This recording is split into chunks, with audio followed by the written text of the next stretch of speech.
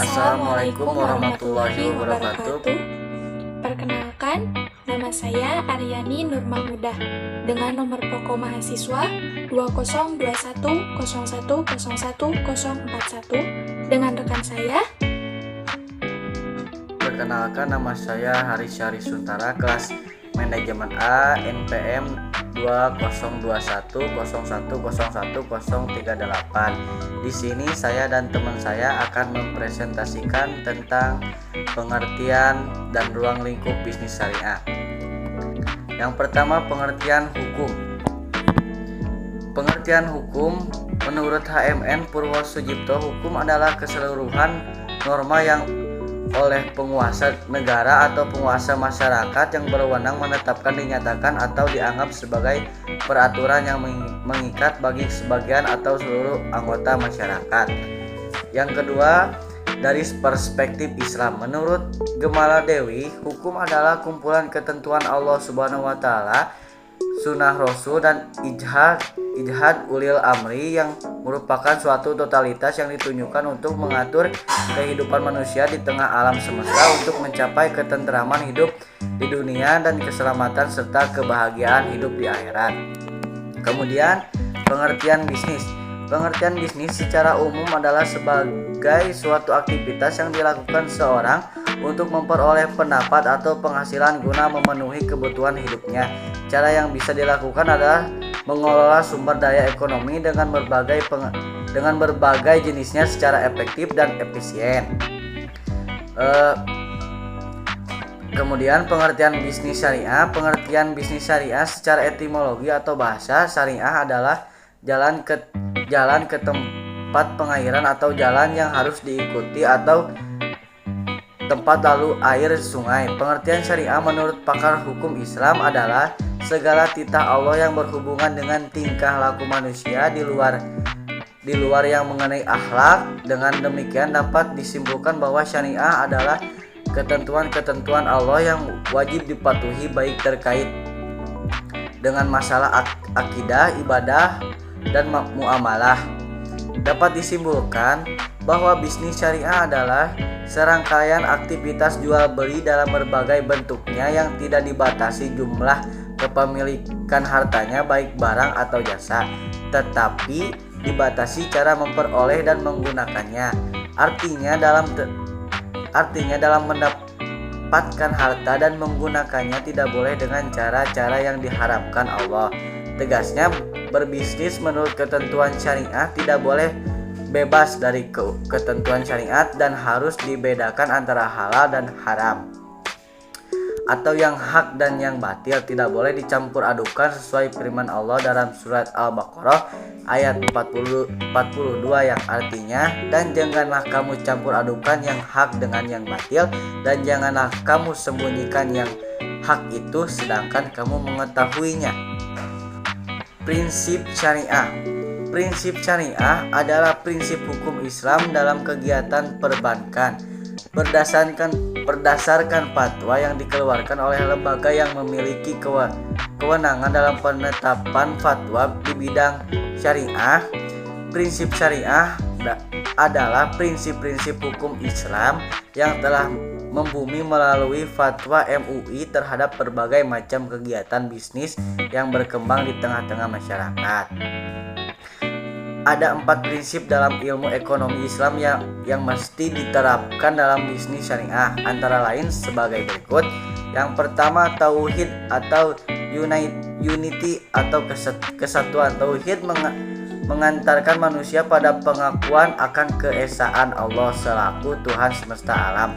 Dalam kandungannya meyakini bahwa segala sesuatu yang ada di alam ini bersumber dan berakhir kepadanya. Kemudian yang kedua, keseimbangan atau kesejajaran, equilibrium. Keseimbangan atau kesejajaran merupakan konsep yang menunjukkan adanya keadilan sosial. Yang ketiga, kehendak bebas atau free will. Kehendak bebas adalah yakni manusia mempunyai suatu potensi dalam menentukan pilihan-pilihan yang beragam. Karena kebebasan manusia tidak dibatasi, tetapi dalam kehendak bebas yang diberikan Allah kepada manusia haruslah sejalan dengan prinsip dasar diciptakannya manusia, yaitu sebagai khalifah di bumi. Kemudian yang keempat, tanggung jawab atau responsibility. Tanggung jawab adalah terkait erat dengan tanggung jawab manusia atas segala aktivitas yang dilakukan kepada Tuhan, dan juga tanggung jawab kepada manusia sebagai masyarakat, karena manusia hidup tidak sendiri. Dia tidak lepas dari hukum yang dibuat oleh manusia itu sendiri sebagai komunitas sosial. Tanggung jawab kepada Tuhan tentunya di akhirat, tapi tanggung jawab kepada manusia dapat di dunia berupa hukum-hukum formal maupun hukum non formal seperti sanksi moral dan lain sebagainya. Baik, untuk selanjutnya mengenai ruang lingkup bisnis syariah. Bisnis merupakan rangkaian dari input, proses, dan output. Pertama, akad-akad yang menyangkut input, yaitu faktor-faktor produksi, misalnya tentang permodalan, bentuk badan usaha atau organisasi bisnis, dan kontrak tenaga kerja. Maksudnya, akad-akad yang dilakukan atau perjanjian yang dilakukan pada saat sebelum membuat bisnis itu harus diperhatikan. Contohnya, dari permodalan harus diperhatikan, harus sesuai dengan syariat Islam. Apabila tidak sesuai dengan syariat Islam, maka tidak disebut bisnis syariah. Contoh dari permodalan yang tidak syariat Islam itu misalkan contoh dari riba. Kemudian bentuk badan usaha atau organisasi bisnis. Nah, di dalam organisasi tersebut harus bisa menguntungkan antara kedua belah pihak, pebisnis dan yang berhubungan dengan bisnis gitu. Tidak boleh menguntungkan salah satu saja, tidak diperbolehkan. Contohnya organisasi yang adanya sirko gitu, itu tidak diperbolehkan. Kemudian dari kontrak tenaga kerja, misalnya perjanjian dari tenaga kerja itu seperti apa? Harus sesuai dengan hukum syariat Islam. Contohnya dari hukum ijaroh atau hukum gaji gitu, seperti apa pembagian gaji di dalam Islam itu harus diperhatikan. Tidak boleh sembarangan memberikan gaji, karena ketika pekerjaan dan gaji tidak sesuai, itu tidak diperbolehkan di dalam agama Islam. Harus sesuai antara gaji dan kerja yang kita lakukan, seperti itu.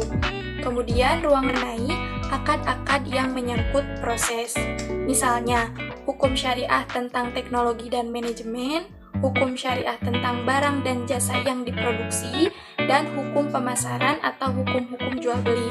Itu harus diperhatikan dalam proses berbisnis. Contohnya seperti teknologi dan manajemen. Itu teknologi harus digunakan sesuai aturan Islam. Maksudnya gimana? Maksudnya tidak boleh menyalahgunakan teknologi tersebut, harus digunakan sesuai aturan. Kemudian di dalam manajemennya juga harus sesuai syariat Islam. Yang tidak sesuai contohnya seperti apa? Contohnya seperti pencatatan riba gitu, itu tidak diperbolehkan. Transaksi riba dicatat gitu di manajemen bisnis tersebut, itu tidak diperbolehkan. Atau mungkin pemasarannya juga harus diperhatikan. Misalkan kita memasarkan produk, harus sesuai dengan produk yang kita jual. Tidak diperbolehkan ketika kita memasarkan produk tetapi berlebih-lebihan, dibagus-baguskan gitu, padahal produknya bagus gitu, tapi tidak terlalu bagus, tapi di dalam pemasaran itu berlebihan gitu, itu tidak diperbolehkan. Harus sesuai dengan apa yang kita produksi barang kita. Dan hukum-hukum jual beli bisnis syariah itu harus sesuai dengan konsep syariah, seperti itu. Kemudian akad-akad yang menyangkut output, yaitu profit atau laba, misalnya hukum bagi hasil, hukum bagi hasil, hukum tentang ijaroh, hukum seputar zakat dan sodakoh dan lain-lain. Jadi di dalam bisnis itu kan ada laba, ada keuntungannya. Nah, itu harus dibagi hasil, harus sesuai dengan syariat Islam. Tidak boleh misalkan persen-persen sesuai aturan di negara kita, tidak diperbolehkan. Di dalam syariat Islam itu harus sesuai dengan syariat Islam. Bagaimana gitu proses bagi hasil ketika untung, ketika rugi, itu ada di dalam hukum Islam. Dan untuk zakat dan sedekah pun sama gitu, di dalam bisnis itu kan ada zakatnya gitu. zakat perdagangan, misalkan bisnis dagang ada zakat perdagangannya, seperti itu. Pokoknya di dalam bisnis itu harus ada zakatnya ketika sudah nisab, seperti itu. Kemudian pengertian riba. Kan tadi sudah disinggung ya mengenai riba. Riba itu tidak diperbolehkan dalam syariat Islam. Apa itu sebenarnya riba? Riba itu menurut istilah bahasa Arab disebut juga az-ziyadah, yang artinya tambahan atau modal, baik penambahan itu sedikit ataupun banyak. Jadi riba itu mau sedikit mau banyak, ziyadah tambahan dari yang tidak sesuai itu tidak diperbolehkan, itu namanya riba. Misalkan seharusnya harganya A tapi dilebihkan, itu lebihnya itu riba, meskipun sedikit mau banyak itu riba. Sedangkan dalam istilah bahasa Indonesia, riba diartikan sebagai pelepas uang, lintah darat, bunga uang, dan renta gitu. Nah, tahapan pengharaman hukum riba itu haram, dan tahapan pengharamannya itu Allah sudah tentukan di dalam Al-Quran. Contohnya, Allah memberikan pengertian bahwa riba itu tidak akan menambah kebaikan di sisi Allah. Itu terdapat dalam Quran surah Ar-Rum surah ke-30 ayat ke-39. Silakan Anda buka Al-Quran. Itu di sana Allah mengatakan bahwa riba itu tidak akan menambah kebaikan, meskipun misalkan riba itu nambah. Nah, nambah di situ tidak akan menambah dalam kebaikan, seperti itu. Kemudian Allah memberikan gambaran siksa bagi Yahudi dengan salah satu karakternya suka memakan riba. Itu terdapat dalam Quran surah An-Nisa surah keempat ayat 160 sampai 161. Nah, itu juga ayat pengharaman riba. Kemudian ayat selanjutnya dari Quran surah Ali Imran surah ketiga ayat 130, Allah melarang memakan riba yang berlipat ganda. Allah melarang dengan keras dan tegas semua jenis riba. Itu terdapat dalam Quran surah Al-Baqarah surah kedua ayat 278 sampai 279. Itu merupakan tahapan-tahapan pengharaman riba. Jadi riba itu hukumnya haram dan sudah jelas di dalam Al-Quran hukumnya itu haram. Silahkan Anda bisa baca, bisa buka Al-Qurannya. Kemudian jenis-jenis riba. Jenis-jenis riba itu apa saja? Yang pertama, riba al-fadli adalah pertukaran antara barang-barang sejenis dengan kadar atau takaran yang berbeda. Atau dengan kata lain, riba al-fadli muncul dalam perdagangan yang tidak adil dan merugikan salah satu pihak. Jadi riba al-fadli ini menukarkan barang yang sejenis tetapi takarannya berbeda. Contohnya seperti menukarkan beras 1 kilo dengan beras yang 1 kilo 2 ons misalkan. Itu kan ada lebih meskipun sedikit, tapi itu adalah riba gitu. Tidak diperbolehkan seperti itu. Jenis menukarkan barang yang sejenis tetapi takarannya berbeda, itu lebihnya itu adalah riba. Kemudian jenis yang kedua adalah riba an-nasi'ah. Istilah nasi'ah itu berasal dari nasa'a yang berarti penundaan, yang mengacu kepada penangguhan waktu penyerahan atau penerimaan jenis barang ribawi dengan jenis barang ribawi lainnya. Nah, riba nasi'ah muncul karena adanya perubahan premi atau tambahan antara yang diserahkan saat ini dengan yang diserahkan kemudian. Jadi ini ada apanya ya? Ada waktunya gitu, ada waktunya. Contohnya seperti kita meminjam uang harus dibayar tanggal 1 misalkan, tetapi tidak bisa membayar, bisanya tanggal 2. Nah, kalau tanggal 2 itu ada tambahan misalkan 5%. Nah, 5% tambahan itu adalah riba gitu. Jadi riba nasi'ah itu riba yang mengacu kepada penangguhan waktu. Jadi kalau misalkan kita punya hutang dibayarnya tanggal 1, berarti hutangnya dibayarkan jenis hutangnya. Tapi ketika hutangnya dibayarkan tanggal 2, nah harus ada tambahan 5% misalkan. Nah, itu yang 5% itu adalah riba. Itu termasuk riba an-nasi'ah. gitu. Jadi jenis-jenis riba itu banyak sekali ya. Kemudian ada persamaan bunga bank dan ribawi. Jadi bunga bank itu termasuk ke dalam riba gitu. Bunga dari semua jenis pinjaman hukumnya riba dan diharamkan gitu. Itu dari hasil Muktamar 2 Lembaga Riset Islam Al-Azhar Kairo ya pada bulan Mei 1965 yang dihadiri utusan dari 35 negara Islam gitu. Jadi semua jenis semua jenis bunga pinjaman itu diharamkan gitu. Pokoknya kalau pinjam meminjam ada bunga, sudah bunga itu teh haram gitu hukumnya karena termasuk ke dalam riba. Terus ada lagi setiap tambahan atas hutang yang telah jatuh tempo dan orang yang beruntung tidak mampu membayarkannya dan sebagai imbalan atas penundaannya itu, demikian pula tambahan atau pinjaman yang ditetapkan di awal perjanjian, maka bentuk-bentuk ini adalah riba yang diharamkan dalam syariat. Ya, seperti apa tadi, riba nasiah. Jadi ketika ditempo waktu pembayarannya ada tambahan, nah itu termasuk ke dalam riba gitu, diharamkan. Sama dengan bunga, setiap bunga dari berbagai jenis pinjaman itu hukumnya riba.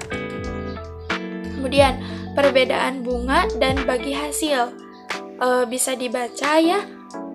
Jadi sangat berbeda ya antara bunga dan bagi hasil itu, dari akadnya saja sudah berbeda.